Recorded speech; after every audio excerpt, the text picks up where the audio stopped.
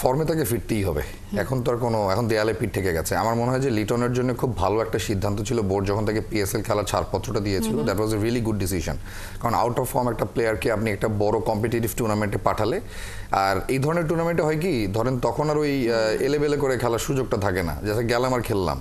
PSL এ গেলে তাকে তার জীবনটা দিয়ে খেলতে হতো। তিনি চিন্তা করতেন যে এই সিজনে ডাক পেয়েছি, পরের সিজনে ডাকটা কনফার্ম করতে হবে। Unfortunately he got injured out of the tournament, সুযোগটা হয়নি। কিন্তু লিটনকে আসলে এই জিনিসটা এখন বুঝতে হবে যে আমি দলের মোস্ট সিনিয়র ক্যাম্পেইনারদের একজন। তাসকিন চোটের কারণে এই দুটো সিরিজে নেই, তাকে ব্রেক দিয়ে দিয়ে খেলানো হবে। আপনি আর নামগুলো যদি দেখেন, ক্যাপ্টেন্সির ক্ষেত্রে আর একটা নামই আসতে পারতো, মিরাজ, যে দলেই নেই। কারণ বেস্ট 11-এ মিরাজের জায়গা হয় না, যে কারণে মিরাজকে আসলে টোটাল টিমের মধ্যেই রাখা হয়নি।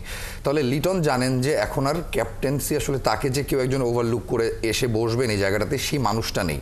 এটা একটা কমফোর্ট জোনেরও জায়গা, আবার এটা একটা টেনশনেরও জায়গা। কমফোর্ট জোনের জায়গা যে ঠিক আছে তাহলে ক্যাপ্টেন্সি যাই করি না কেন, কেউ তো নাই বসার। আর ডিসকমফোর্টের জায়গাটা কোনটা, যদি ক্যাপ্টেন্সি খারাপ করি সেটার ফর্মটা আসলে আমার ব্যাটিংয়ের উপর পড়ে কিনা।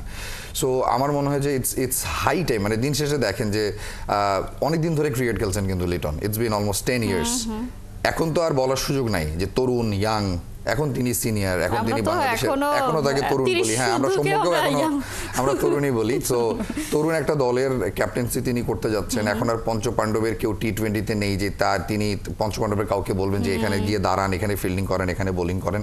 পুরো টিম তার আন্ডারেই থাকবে। এবং আমি আশা করি, মানে স্বপ্ন দেখতে তো দোষ নেই, কারণ স্বপ্ন যদি না দেখেন তাহলে পূরণ হবে কিভাবে। কিন্তু স্বপ্ন আমরা দেখতে দেখতে টায়ার্ড হয়ে গেছি আসলে। এখন বাংলাদেশ যদি ভালো খেলে সেটা আমাদের জন্য বোনাস, আর যদি খারাপ খেলে তাহলে তো এটাই খেলার কথা ছিল। সো আমার মনে হয় লিটন, তার সাথে নিশ্চয়ই নির্বাচকরা কথা বলেছেন, ক্রিকেট অপারেশনসের প্রধান কথা বলেছেন, তাদের একটা প্ল্যানিং তো রয়েছেই।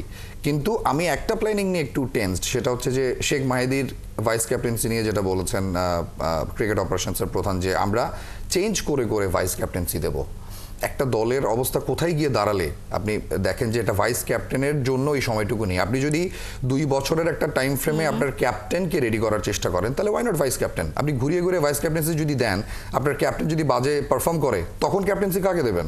আপনি ঘুরিয়ে ঘুরিয়ে দেখতে দেখতে গিয়ে তো আপনার বিশ্বকাপের সময় চলে আসবে। আমাদের তো এমনও ঘটনা ঘটেছে, তাই বলেন তো, যে ক্যাপ্টেন্সি করবে, যে ভাইস ক্যাপ্টেন, তাকে আমরা ম্যাচের একাদশেই রাখিনি। এমন ঘটনা ঘটেছে না?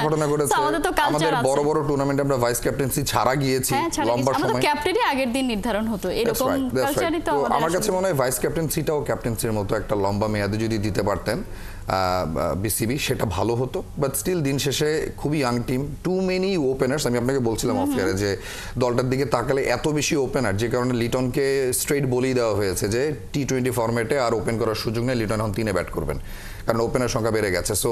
সো ওপেনাররাই আসলে মিডল অর্ডারে খেলবে।